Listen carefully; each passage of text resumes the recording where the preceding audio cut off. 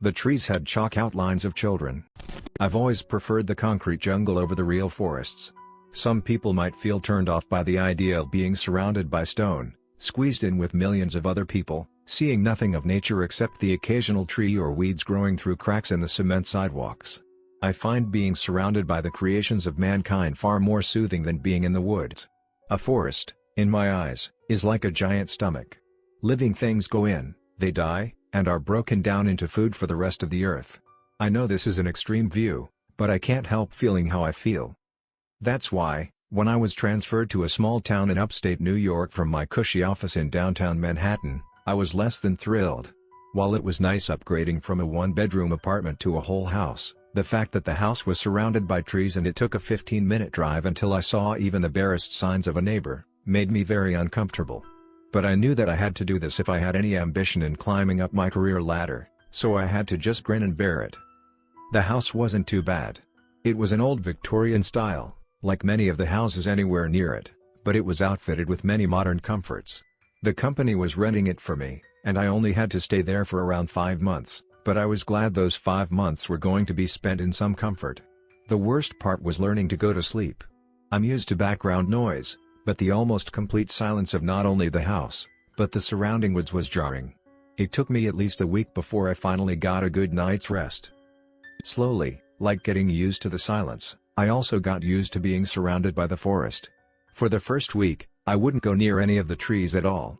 Time went by, I got more used to my surroundings. After about 2 months of acclimation, I found my unease subsiding, and I began to even start taking walks in the woods around me. The smells were far more appealing than the typical smell of the city, and the wildlife I saw were quite charming. I even took up some casual bird watching as a hobby. It was in the 4th month there that I began to notice them. It first happened when I was taking a deeper than usual walk into the forest. I had just decided I'd gone far enough and turned around to head back home. In front of me, on a large pine tree I had used as the turning back point, was a clear chalk outline on the trunk. It was a very basic outline, and small as well, so it had to have been the framework of a child. It was like a kid had pressed themselves against the trunk, fingers splayed, and someone else had intricately drawn each tiny detail. I looked around in confusion. There was no real trail that led here, and there were no signs that anyone else besides me had ever been there. I looked at the outline, puzzling in my head a moment why it would be there. I thought that maybe the last people who had rented the house had kids, and maybe they had gone here and done this. I decided that must have been it, and continued my way back home. It was a bit unsettling at how fresh the drawing seemed, but it hadn't rained since before I even moved into the house, so I thought that maybe that's how it stayed so new. It was another few days before I found the time to take another walk in the woods. This time it was in a different direction from my last walk. I had gotten maybe half a mile into the trees when on a large ash tree, I spotted another chalk outline. This one was just as detailed as the first one, with only slight changes. It was a little bit taller than the first one, and the outline looked like the child was wearing a dress. I went to take a closer look when a rustling sound behind me made me stop and turn around. There was nothing there, and when I turned around to face the chalk outline again, I jumped a little in surprise. One of the arms, which I could have sworn was down at the side, was now raised up. It made the chalk outline look like it had been in the process of waving. I stared at the thing in confusion, as I was sure that the arms had both been down at its side. While I wasn't scared or anything like that, I decided that even if my brain had just played a trick on itself, this situation was getting a little creepy, and I didn't want to get any closer to the thing. Sure, if there were 2 kids the previous renters had, there could be 2 chalk outlines, but this was just too weird for me. I turned around and went straight home from there. That night, in place of the usual silence of the woods, the weather decided to have a lot of wind. Having gotten used to silence, the sudden noise was very nerve-shattering. Every time the wind would howl and cause the trees of the house to creak, my eyes would pop open on their own volition and look around my bedroom. Eventually I got so tired that even those noises didn't startle me out of slumbering, but before I finally drifted off to an undisturbed sleep, I swore I could hear children's giggles hidden within the wind. The next few days passed by uneventfully, and when the skies finally opened up, I decided to go for a walk in the woods during the rain. It was very relaxing, and something I had never really experienced before. The squishing of the wet ground under my boots, the smell of the ozone mixed with the natural smell of the trees and the sounds of the raindrops as they collided with leaves and branches and puddles was very euphoric. While I hadn't planned to go far into the woods, I lost track of time and wandered a little further than I expected. All that jubilation vanished as I stepped into a little clearing and caught sight of the trees around me.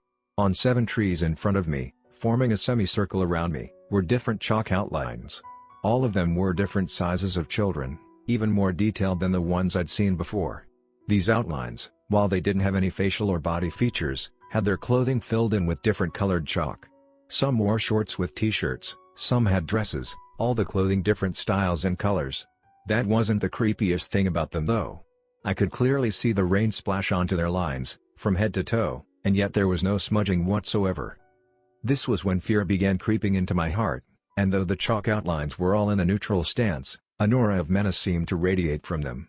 Their blank faces seemed to be staring at me in an accusatory tone, like I had done or discovered something that I shouldn't have. Their gazes kept me frozen in my tracks, and it wasn't the coldness of the rain that caused a shiver up my back. I took a few steps backwards, and then turned and sprinted as fast as my rain boots would allow me back to the house. That night, as I was trying to get some sleep, noises began erupting all over my house. Downstairs, I could hear certain walls creaking, like something large was pressing itself into the sides of my house. The moment I got out of bed to investigate, however, all sounds ceased completely. Unnerved, I got back into bed and tried to go back to sleep. Whatever was out there wasn't done with me though. The tapping began soon after, almost unnoticeable at first. It came from downstairs, from the same areas the creaking had started, but this time it didn't stop when I got out of bed. Slowly, the tapping became louder, as if a whole crowd of people were outside, knocking on my wall. Blended in with the tapping, I swore I could also hear the whispers of children. I could not make out any words, but their tones suggested they were up to no good, and I did not want to find out what mischief they were concocting. I stayed awake in my room, with the door locked and a dresser pushed in front of it, until the light of dawn streaked through my window, and the tapping finally faded out. Very slowly, I unblocked my door and checked out the inside of the house. Nothing inside the house seemed disturbed, there was no sign of entry, and all the doors and windows were still locked. Gathering up the courage to step outside, I found that the outdoor walls were a different story. There wasn't any physical damage, but all of the outside walls were covered with the chalk outlines of children. They were all as detailed as the 7 I'd seen in the clearing, but there was far more than 7, more like 50 or 60. Many seemed like they were piled on top of one another, as if they were climbing and fighting one another to get somewhere, and it was very obvious where they were trying to get to, my downstairs windows. A few of them even managed to get their fingers on sills, hanging on in poses like they were trying to pull themselves up and through them. The worst thing, however, was that one more detail had been added to the outlines: smiles. All of them were smiling, and not in a happy, innocent way. I moved out that very day. I spent the rest of my time upstate in a motel room at my own expense. The only time I left was for work or to buy groceries. I finally felt safe again on my car ride back to Manhattan, even managing to crack a smile. The smile vanished when I offered to pay for the cleanup of the outside of the house, to get rid of all the chalk outlines, and my boss gave me a confused look. He told me that the caretaker had dropped by after I left and emailed my boss that the inside and outside of the house were spotless, and to thank me for taking such great care of the place. To this day, even on the brightest of days and on the busiest of roads, I cross the street when I see chalk drawings on the sidewalk, drawn by smiling, giggling children.